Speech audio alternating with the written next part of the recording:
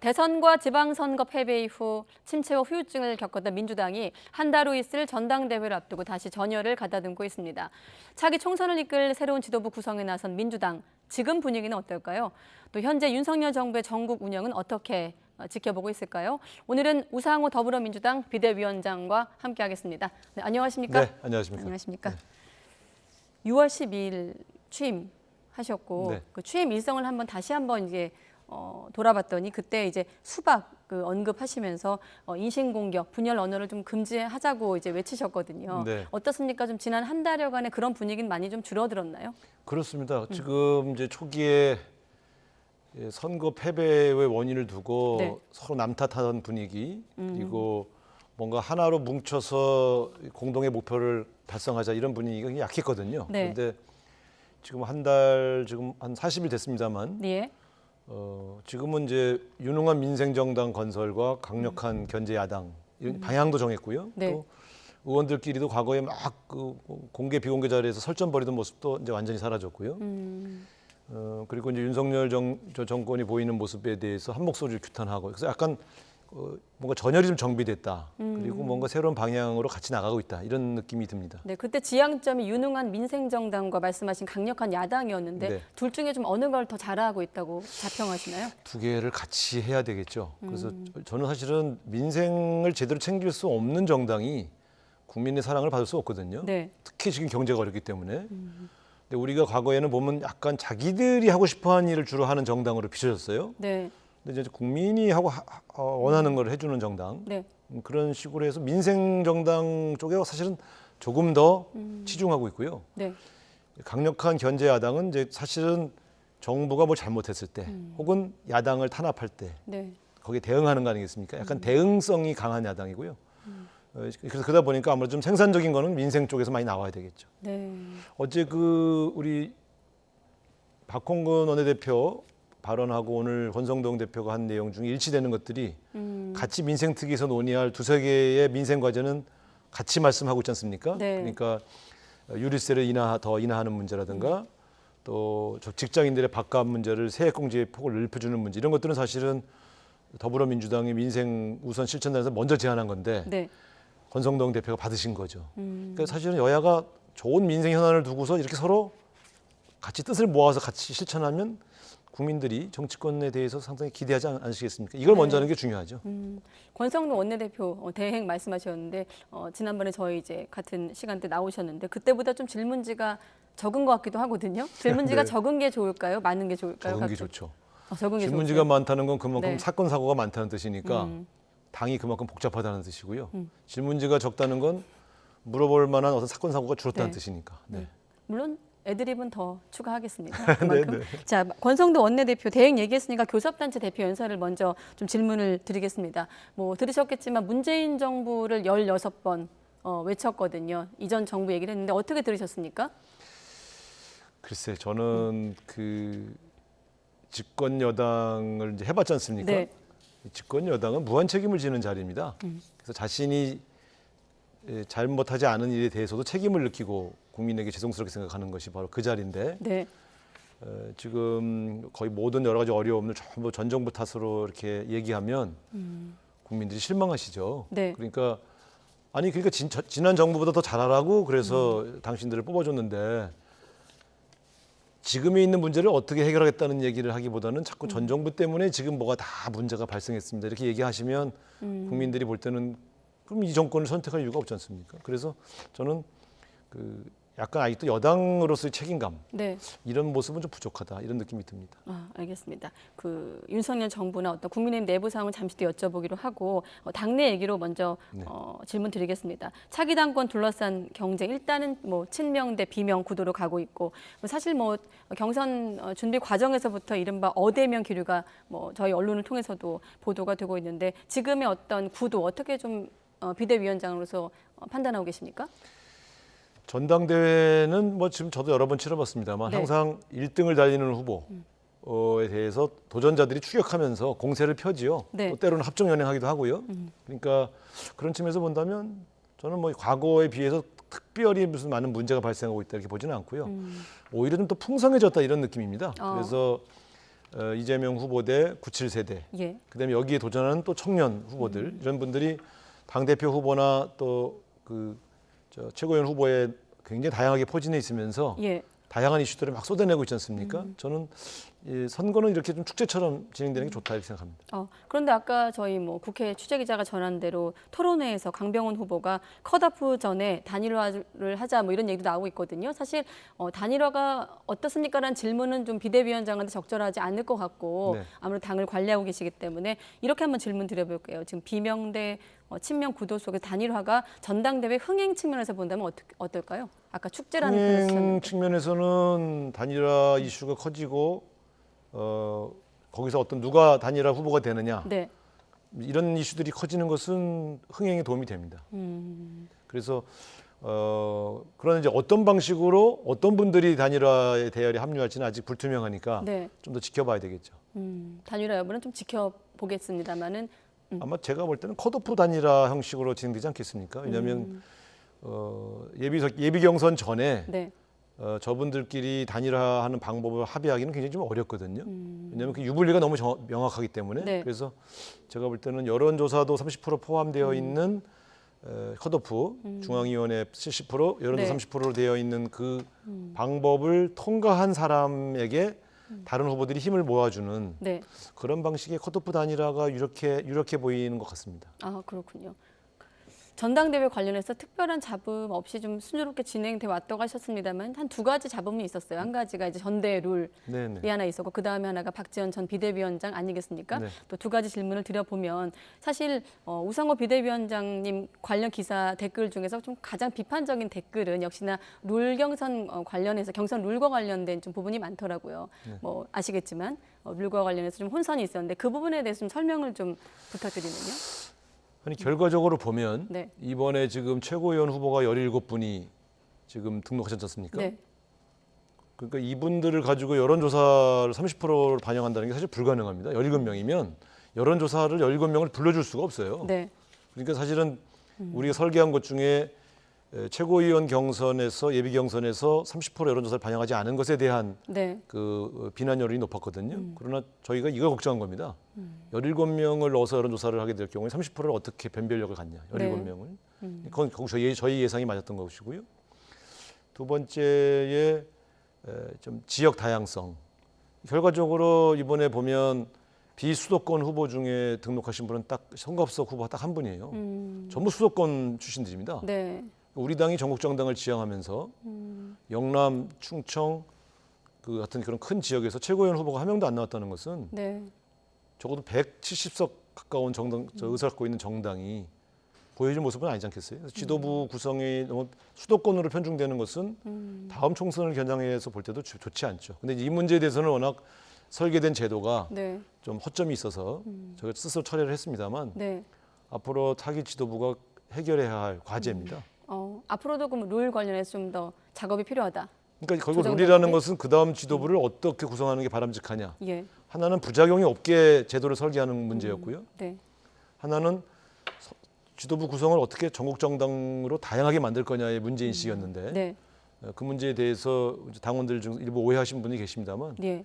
그러나 지금으로 보면 과연 저희 취지가 당원들이 이해해주고 계시다 이렇게 생각합니다. 조금 더 직접적으로 질문드리면 결국은 이제 이번 경선 룰이 대의원 가중치는 대폭 줄이고 여론조사 반영비를 높이면서 기존의 이른바 친문 쪽보다는 이제 이재명 의원한테 좀 유리하게 수정된 것 아니냐. 그렇다 보니 오히려 어대명 기류를 좀 더 확고하게 한 거 아니냐는 어떤 비판적인 시각에서 한번 질문을 드린다면요.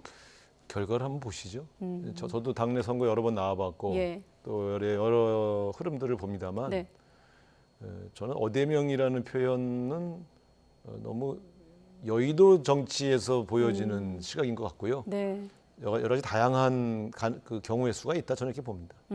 여러 가지 경우의 수가 있을 것이다. 그래서 결과를 좀 지켜보겠다. 그리고 또 한 가지가 박지원 전 비대위원장인데 사실 뭐 박지원 전 비대위원장의 정리는 최근에 이제 정리가 됐기 때문에 그 부분보다는 지금 보면 일각에서는 박지원 전 위원장이 586 세대들에게 좀 미움털이 바뀌었다라는 말과 함께 앞으로 좀 정치 행보에 가 불어날 것이다 이렇게 좀 전망하는 얘기도 있거든요. 뭐 박지원 전 위원장의 페이스북을 또 보셨겠습니다만 기성 정치 벽이 좀 높았다라는 말을 남기기도 했거든요. 거기에 대한 좀 답변을 들을 수 있을까요? 글쎄, 저는 박지원 위원장은 굉장히 우리 당의 소중한 자산이라고 생각하고요. 네. 그때 식사하면서도 다음 도전, 이번에는 도전할 기회를 못 드리는데 네. 그 다음 세컨 찬스가 훨씬 더 나는 기대된다. 그 준비를 좀 더 먼 시각으로 준비하실 필요가 있다. 네. 그리고 거기에 내가 지원군이 되겠다 이런 약속도 드렸죠. 예. 그런데 이번에 기회를 드리지 못한 것은 워낙 당원 당규상에 예. 6개월 조항이 워낙 엄격해서 이분에게만 그런 조항을 열어주면 그게 약간 오히려 특혜가 될 수 있어서 네. 그 문제를 좀 말씀을 충분히 드리고 그리고 다음에 또 새로운 도전을 하셔라 이렇게 부탁을 드렸죠. 586 세대와 박지원 위원장 사이에는 저는 갈등 관계가 아니라고 봅니다. 설사 박지원 위원장이 586 세대 물러나라고 해도 네. 저는 박지원 위원장 같은 분은 키워야 된다 생각하는 사람이거든요. 네. 나오시면 그 질문 좀 드리고 싶었어요. 사실 586의 대표신데 그렇게 뭐 지금은 위원장 맡고 계십니다만은 586 쇄신론 얘기가 나올 때 좀 어떻게 듣고 계세요? 어떤 면에서는 좀 예. 불쾌할 때도 있고요. 어떤 측면에서는 반성되는 측면도 있고 그렇죠. 그러니까 네. 반성되는 측면 때문에 제가 다음 총선 불출마 선언을 한 것이고요. 그러나 저처럼 책임지는 사람이 있는가 하면 네. 세대 전체를 물러가라 이런 요구들은 저는 사실 그 온당한 주장은 아니라고 생각합니다. 네. 왜냐하면 이번에 갓 초선 다신 분도 있는데 초선 달자마자 물러가라고 하는 것은 그 세대 전체를 물러가라고 하는 것은 비판과 주장의 당위성이 좀 약하죠. 제가 물러가라는 얘기를 언제부터 들었냐면 재선 1년 차부터 들었습니다. 재선 1년 차가 사선이시네요. 네. 재선 1년 차가 얼마나 당을 좌지우지하겠어요. 근데도 네. 물러가라. 이게 운동권 출신을 되게 불온시하고 미워하시는 분들의 주장이었거든요. 네. 근데 이제 지금은 이제 기득권이라는 타이틀을 붙였죠. 어쨌든 네. 반성할 대목들이 있습니다만 너무 세대를 일반화해서 주장하는 것보단 586 세대 정치인 중에 좀 문제 있는 분들을 쫙 집어서 그분이 그만뒀으면 좋겠다 이렇게 얘기한다 그러면 그런 토론이 되겠죠. 네. 80년대 청년 시절 사실 기성 정치 세력에게 목숨을 걸고 이제 민주화를 요구한 세력이 586 세대인데 지금 역설적이게도 2022년 민주당 안에서는 오히려 그 개혁과 또 어떻게 보면 기성 정치인으로서 그런 요구를 좀 받고 계시잖아요. 너무 당연한 겁니다. 네. 이 장강이라고 하는 큰 강은 뒷물이 앞물을 밀어내면서 흐르는 것이죠. 역사가 그런 거 아니겠습니까? 그래서 저는 우리가 우리 역할을 다 열심히 했던 시절이 있고 우리 미션이 끝나면 네. 자연스럽게 우리는 소멸하고 퇴장해야 된다 생각합니다. 네, 알겠습니다. 자, 속도를 내라고 밖에서 하네요. 질문거리가 많습니다. 네.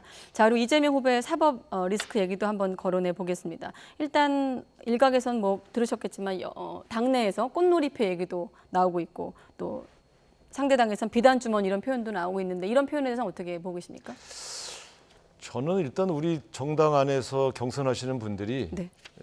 동지에 대해서 사법 리스크를 거론하는 것은 좀 바람직하지 않다고 생각해요. 왜냐하면 제가 지금 정치보복수사 대책위원회 위원장이거든요. 네. 그 비대위원장이 우리 당 의원들 향한 우리 또 전 정권을 향한 수사가 다 정치보복수사다 규정하고 있는데 네. 경선하시는 분들이 사법 리스크를 얘기하시면 저하고 말이 안 맞지 않습니까? 그래서 무슨 말씀하시는지는 제가 이해하는데 네. 적어도 정치보복 수사에 노출된 동지의 문제를 사법 리스크라고 표현하시는 것은 조금 저는 좀 과하다 생각합니다. 네, 서른 의원 같은 경우는 또 공천 학살 이런 표현도 오늘 언론에서 보도가 되고 있는데 더불어서 그런 반대로 그런 목소리는 왜 나오고 있다고 보십니까? 여전히. 위기를 좀 이렇게 저 뭐랄까요 강조해 주셔야 네. 또 본인의 출마 명분이 있으시니까 저는 정치인들이 하시는 많은 주장들은 또 나름대로 자기 선거 전략이니까 존중해 드리는데 네. 과거에 우리가 어느 분이 당 대표가 됐든 적어도 국민의힘 계열의 정당과는 다르게 특정 계파나 특정 진영을 학살한 적은 없거든요. 그러니까 문재인 대통령 계실 적에 비문들을 다 학살하지 않았고요. 또 이해찬 대표 계실 적에 이해찬 대표를 찍지 않은 분들을 공천 탈락시키지 않았죠. 네. 마찬가지입니다. 그래서 저는 우리 당은 그건 시스템 공천은 굉장히 안정돼 있기 때문에 네. 이 특정인이 당 대표가 된다고 그래서 학살한다 이거는 조금 제가 동의하기는 좀 어렵죠. 네, 알겠습니다. 그러나 뭐 그렇게 주장하시고 그것에 대한 당원들의 평가를 받아보시겠다고 하는 것은 또 자유 아니겠습니까? 네. 유튜브 채널에서 우나이퍼라는 별칭 갖고 계시던데 거기에 만나면 질문도 드려보겠습니다. 윤석열 대통령도 취임한 지 70여일이 지났는데 윤석열 정부의 어떤 국정 기조에 대해서 태도와 실력 모두 잘못됐다 이렇게 비판을 하셨더라고요. 그럼 태도와 실력 중에 뭐가 더 문제라고 보십니까? 태도입니다. 사실 23만 표 차이, 네. 0.73% 차이로 당선되신 분이 너무 오만했어요.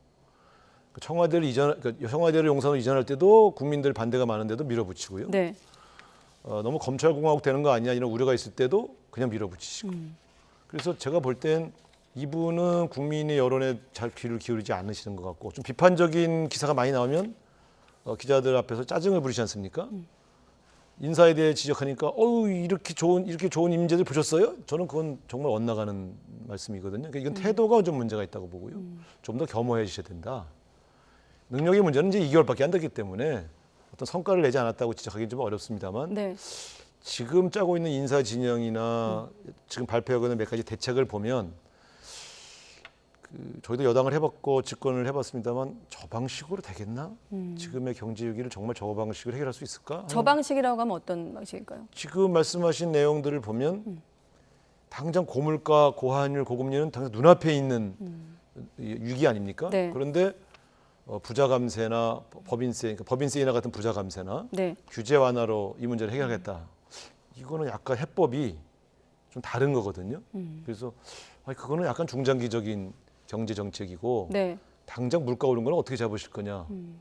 법인세 깎아주면 물가가 잡힙니까?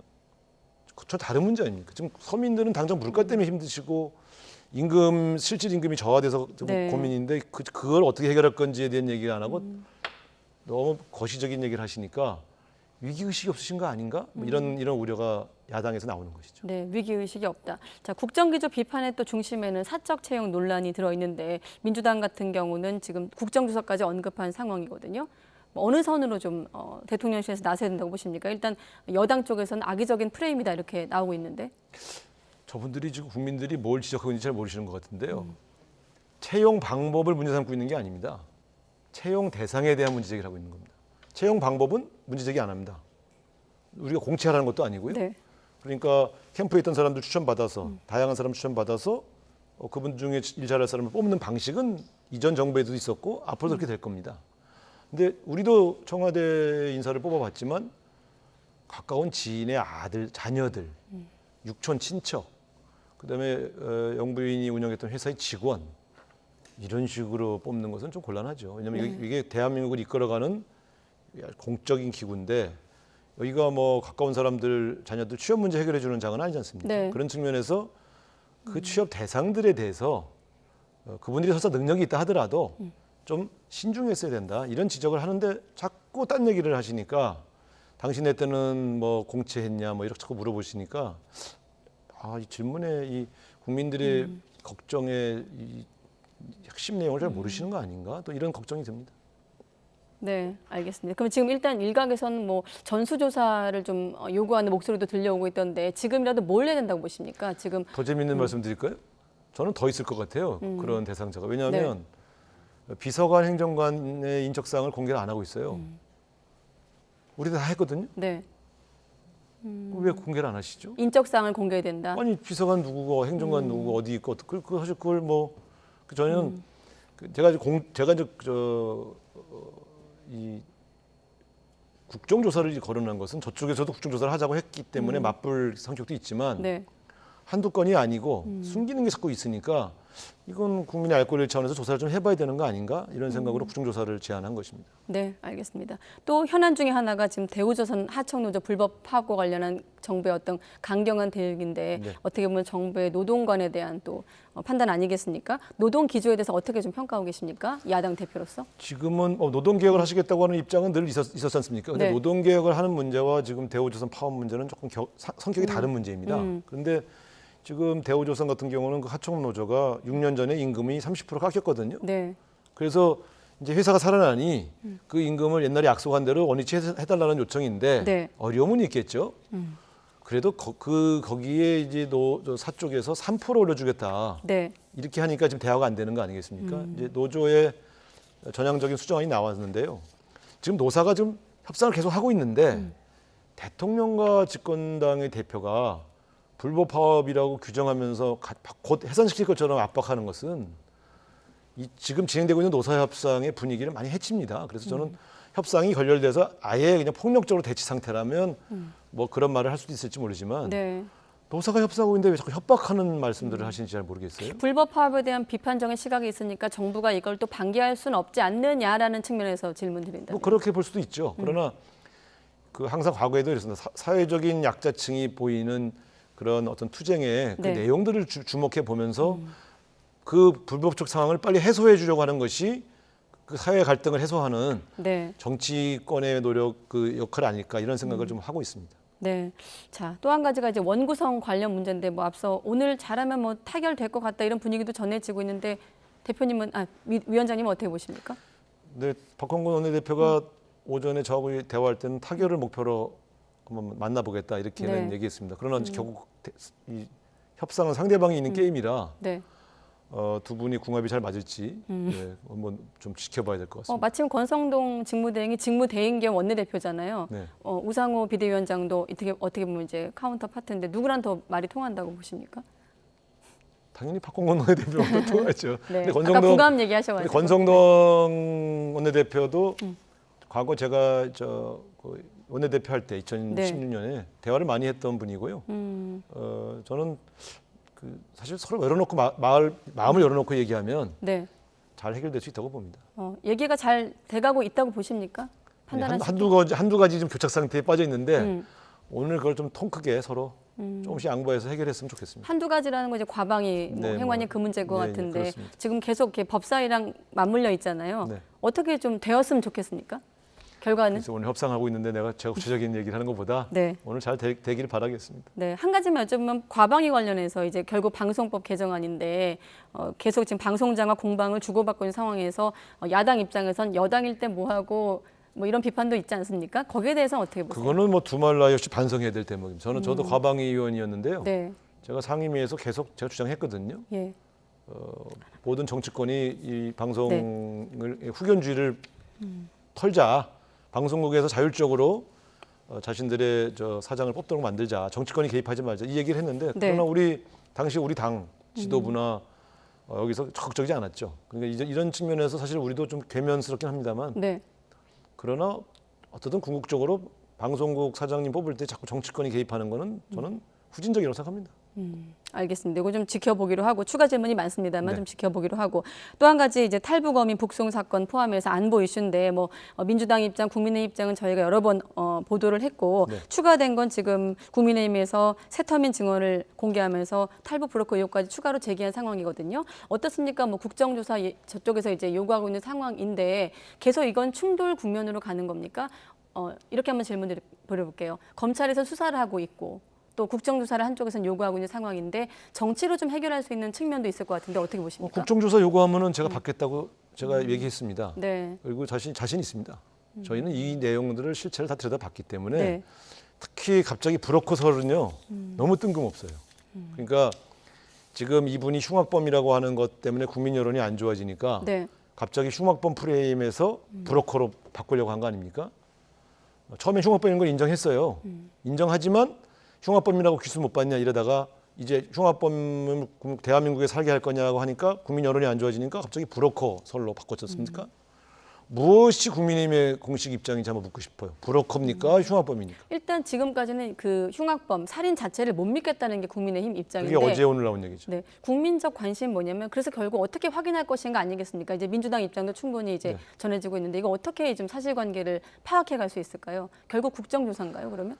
이것은 그 당시에 정부에서 합신조라고 합동신문조 네. 있는데 거기에 조서 내용이 다 있어요. 이분들이 자신들이 자백한 거기에 본인 스스로가 16명을 살해하고 내려왔다고 하는 조서가 있습니다. 네. 그리고 또 SI 사실 공개하면 안 되는 비밀 첩보인데요. 네. 거기에도 북한에서 이들이 사람을 살해하고 내려갔다고 하는 그런 이 내용들을 우리 확보한 게 있습니다. 이거는 그냥 지금 집권 세력이 들여다보면 됩니다. 그러니까 문재인 정부를 공격하기 위해서 대한민국 정보 체계의 첩보 수집의 신빙성까지 부정하신다고 그러면 저는 그건 굉장히 심각한 문제죠. 네. 알겠습니다. 지금 시간은 거의 다 됐는데 그래도 나오셨으니까 남은 비대위 기간 동안 좀 어떤 부분에 주력하고 싶으신지 끝으로 좀 짧게 듣겠습니다. 지금 이제 민생 경제 살리는 쪽으로 좀 더 집중적인 대안을 내도록 노력하고요. 네. 또 민주당 운영에 조금 쇄신 방안 같은 경우도 지금 새로 고침위원회라는 재미있는 이름의 위원회를 만들었습니다. 거기서 민주당이 앞으로 10년 어떻게 가야 될 건가 이런 좋은 비전들을 제시해 나가도록 하겠습니다. 네, 새로고침위원회, 네, 민주당의 새로고침 전당대회 과정 포함해서 지켜보겠습니다. 네, 오늘은 우상호 민주당 비대위원장과 함께했습니다. 고맙습니다, 위원장님. 네, 감사합니다.